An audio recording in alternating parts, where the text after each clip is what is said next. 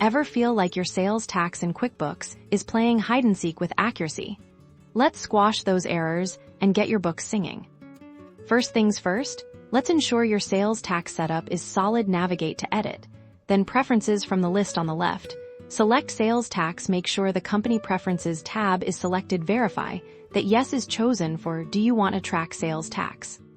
And then click the Sales Tax Items button. Here, you'll see a list of your sales tax items if a tax agency is missing or incorrectly set up. That's a common culprit. You can add new tax agencies by clicking the New Tax Agency button. When setting up a new agency, fill in the accurate details for the agency name and your tax ID. The important part for rate calculations is ensuring the correct tax rate is applied. Most often, the issue lies within the tax rates themselves. To adjust these, go back to Edit, Preferences, Sales Tax. Under Company Preferences, you'll see a list of your sales taxes. Highlight a sales tax item, and then click the Edit Tax button. This brings up the tax item window. In this window, you can directly modify the tax rate percentage. Double-check this against your official tax authority documentation.